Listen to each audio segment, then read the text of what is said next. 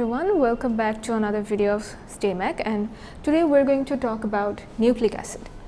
So nucleic acids are large biomolecules, and their function is to store and transfer genetic material from generation to generation. And nucleic acids are made up of nucleotides. So here is a nucleotide. This is our nucleotide, and the nucleotide has three parts. They are divided into three components. So at first we have one of the component of nucleotide is a pentose sugar. So this is a pentose sugar, and it is a 5-carbon sugar, right? So this is carbon number 1, this is carbon number 2, this is carbon number 3, this is carbon number 4, and this is carbon number 5. So with the pentose sugar, there is another component which is nitrogen containing nitrogenous base. So this is a nitrogenous base, and it is attached with the pentose sugar, one side of the pentose sugar. And on the another side of the pentose sugar, we have another component which is a negatively charged phosphate group. So this is a phosphate group, and this is the nitrogenous base, and this is our pentose sugar. So if we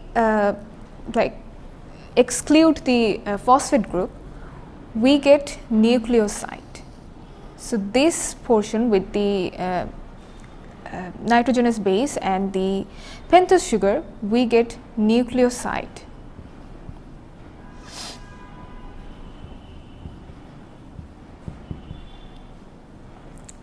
But nucleoside along with the phosphate group is nucleotide. So the whole thing is nucleotide, but when we exclude the phosphate group, we get nucleoside. So we know that nucleic acid mainly has two classes, which are DNA and RNA.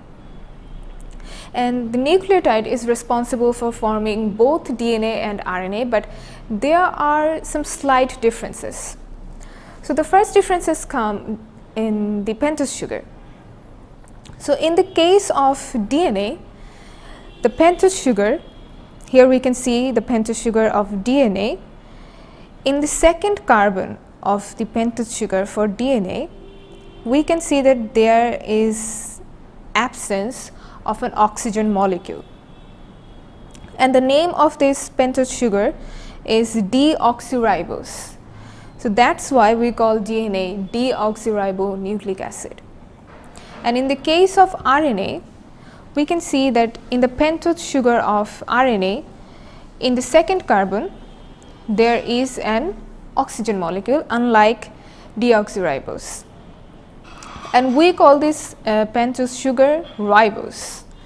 So that's why we call RNA ribonucleic acid. So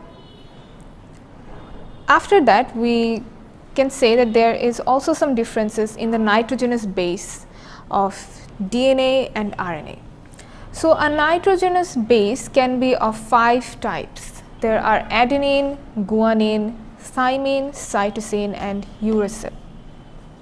So in the case of adenine and guanine, we can see that there are double ring structures, right? And adenine and guanine together are called purine.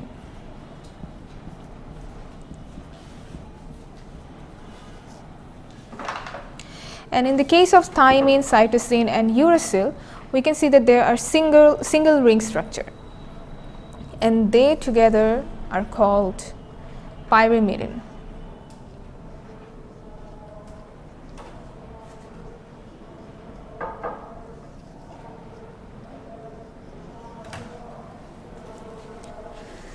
So in the case of DNA, the nitrogenous bases, there are 4 nitrogenous bases, and they are adenine, guanine, thymine, and cytosine.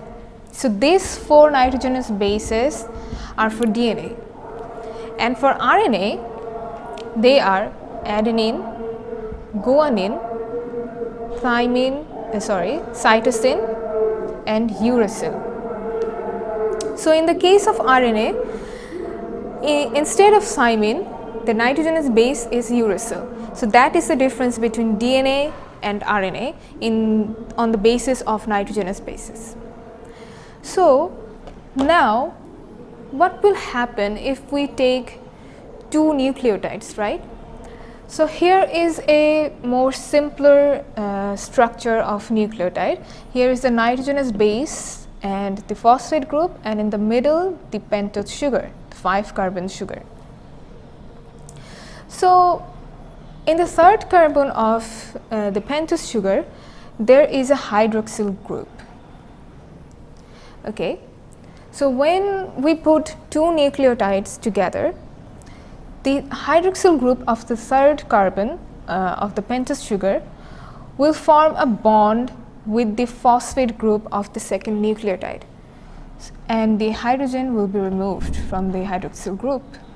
So here we have a bond formed between the first nucleotide and the second nucleotide, right? And this bond is called phosphodiester bond.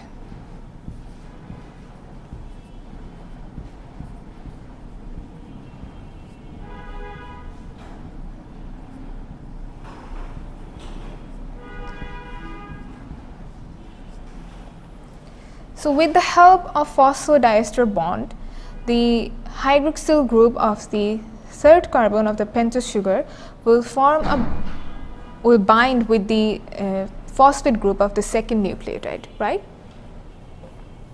So when two nucleotides have formed a phosphodiester bond, we will call it dinucleotide.